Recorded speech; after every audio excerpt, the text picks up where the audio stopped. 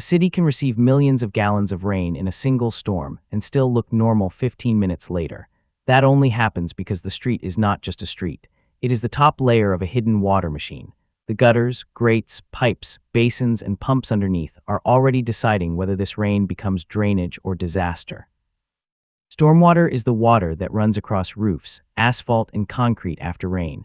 It moves fast because the city surface is hard. Soil can absorb some water. Pavement mostly redirects it. So the city has to behave like a funnel guiding water to small openings before it spreads across the places people need to move. This episode follows one storm from the first drop on the asphalt to the moment water either disappears underground or comes back to the surface. The question is simple. What has to work before a city does not flood? The first drainage structure is the shape of the city itself. Roofs slope, streets crown, curbs guide water. Driveways, parking lots, and sidewalks all become miniature channels. Urbanization matters because hard surfaces reduce absorption and accelerate runoff. Before water reaches a pipe, gravity is already editing the path. A few inches of elevation can decide where trouble starts. Water follows the lowest line. If an intersection sits below the surrounding blocks, it becomes a collection point.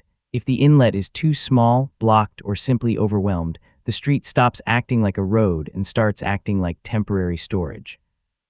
The city is not moving clean laboratory water. Stormwater carries leaves, trash, oil, sand, and whatever the street had been holding all week. That debris matters because drainage capacity is not only pipe diameter. It is also whether the opening is clear at the exact moment the storm arrives. The first gate is often a catch basin. On the surface, it looks like a grate or curb opening. Below, it is a small chamber that receives runoff, traps some sediment, and sends water into a lateral pipe. This little box is one of the reasons a street can drain without every piece of grit entering the main sewer immediately.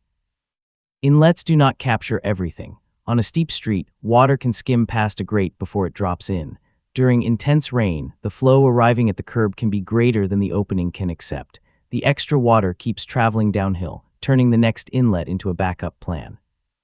This is how a tiny failure becomes visible. A blocked inlet does not need to break the entire drainage network. It only needs to stop water from entering at the right point. Then the street surface becomes the emergency route, and the flood appears to begin where the public can finally see it.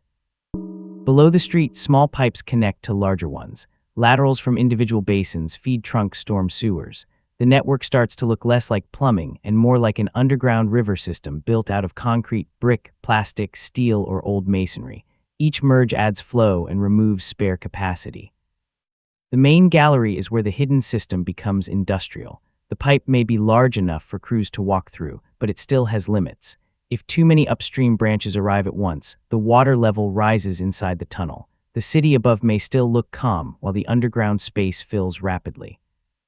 Junctions are vulnerable because flows meet, bend, and compete for space. A poorly timed surge from one branch can slow another. A bend, slope change, or narrowing can turn smooth drainage into turbulence. The system is not only about carrying water forward, it is about preventing water from pushing backward. When pipes cannot move the whole storm at once, the city buys time. Detention basins, reservoirs, and underground storage tanks hold water temporarily, then release it more slowly. The goal is not to stop rain. It is to delay the peak so downstream pipes, channels, and rivers are not hit by every block at the same moment. Some systems work by reducing the amount of water that reaches the pipes. Green infrastructure uses soil, plants, and permeable surfaces to slow, store, or filter runoff near where it falls. It is not decoration. In a stormwater system, a planted curb can be a small hydraulic device. But storage is still capacity, and capacity can run out. When a basin fills, the next gallon has to go somewhere. Overflow routes are designed so water moves to channels, rivers, or safer low areas. If those routes are blocked or undersized, the storage system stops buying time and starts passing the problem forward. Some cities cannot rely on gravity alone. Flat neighborhoods, coastal areas, underpasses, and low districts may need pumps. A pump station lifts water from a low point into a higher pipe, canal, or river outlet. At that moment, drainage becomes mechanical. Flow depends on power, motors, valves, and controls. An underpass is a perfect example of engineered vulnerability. The road dips below the surrounding ground, so every drop wants to collect there. If the inlet clogs or the pump fails, the low point can fill quickly. The danger is not just water depth, it is how fast a transportation corridor becomes a basin. A storm can attack the system twice. It brings water, and it can also threaten the power that moves that water. Backup generators, alarms, and crews matter because the drainage network has to work during the same weather that makes access harder. A pump is useful only if it runs when the city needs it most. Eventually, the water has to leave the pipe network. It may discharge into a canal, creek, river, lake, harbor, or ocean. The outfall is the final door. If the receiving water is low, drainage has room to empty. If the receiving water is high, tide-locked, or already swollen, the city is trying to drain into a system that is pushing back. Backwater is one of the strangest failures because the problem can come from the end of the line. Water inside the storm sewer may have a path, but the river outside has no room to receive it.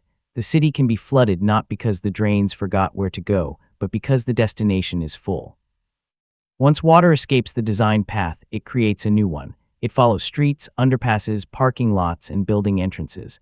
A single low district can disrupt buses, emergency routes, deliveries, and power access. Flooding is physical, but its consequences move through the city like a network failure. The last hidden system is maintenance. Drains have to be cleared, sediment has to be removed, pumps have to be tested, sensors have to be watched. A drainage network is not finished when it is built. It has to be kept ready for a storm that may arrive before anyone has time to fix the weak point. Now the whole system is visible. Rain hits the surface, streets guide it, inlets capture it, basins settle and redirect it, pipes merge it, storage delays it, pumps lift it, channels carry it away, outfalls release it. The city stays dry only when every handoff keeps enough room for the next one.